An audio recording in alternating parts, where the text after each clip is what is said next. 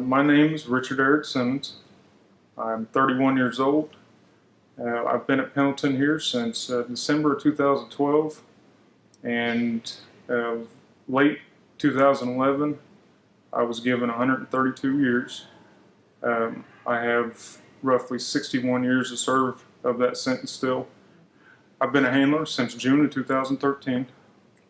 I was part of the first, I think it was 13, and then whenever they brought us all in, we were automatically put into handlers. There wasn't any alternates or anything of that nature. We were literally the first of the program. The dog I'm training now, his name is Renn. What made me interested in the dogs, or in the ICAN program, I wanted to be a part of something.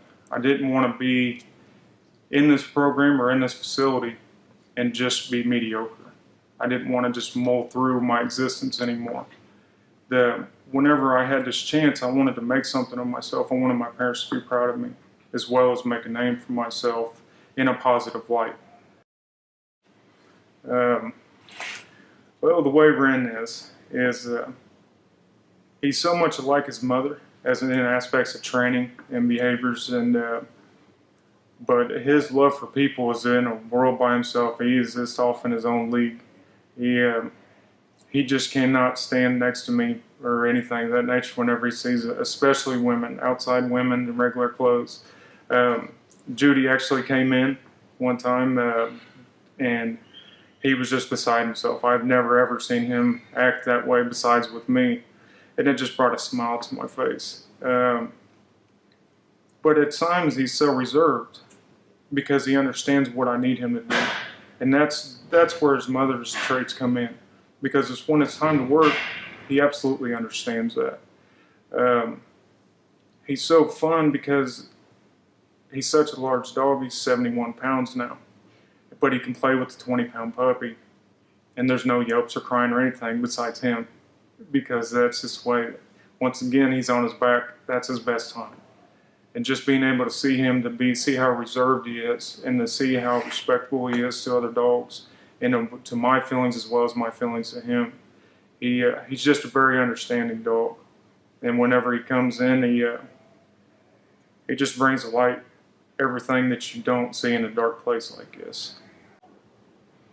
Renn has taught me the virtue of patience. Stop.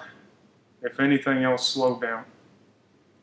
You need to pay attention to what's important, not just what everybody else thinks is important. You need to have a grander view of things. That's what he's taught me. The way that he looks at me, and it's just for him to slow down. So, once again, those big brown eyes, they'll capture you. They will keep you there for an extended period of time. And that's the most beautiful thing about having a dog in this place.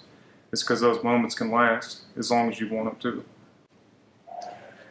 to. My relationship, as my immediate family goes, once again, for them to be proud of me for doing something. The wonderful thing is I tell them all the time that I'm proud that I can make you proud.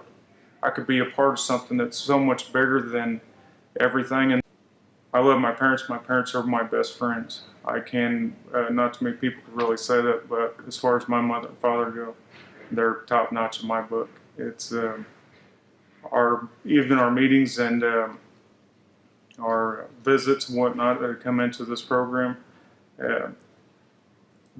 we talk about more positive things. They're not about my lawyer, and we're not talking about what's going on in here and what's really bothering me and things of that nature. It's how Renn's doing and how excited they are. And my parents are just really, really supportive of everything that I'm doing now. The significance of this, of me training Renn, and him being namesaked after a fallen officer, is pretty major. The charges that are against me, some of them were against police officers and some of them weren't.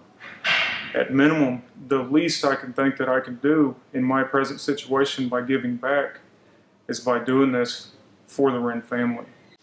If I had a chance to share anything with Mrs. Renn, it would be give my thanks for giving me this opportunity. The namesaking of this dog has obviously opened a door for me to give me a chance to train another one, as well as giving one back. the bigger picture of this whole thing is making sure somebody gets their life back or is given a new chance on life.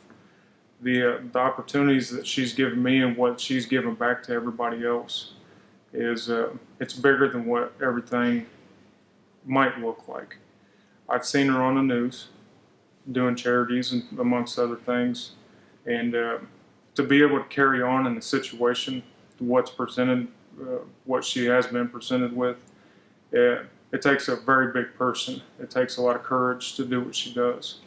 And I would just commend her on that instead of just shutting down, to rise above everything and make it a positive thing. I hope to someday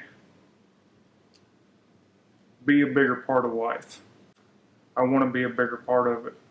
I want to make people proud. I want to be part of something that I can wake up and enjoy every morning. Instead of having to look over my shoulder, I can look forward and then expect things to come as such.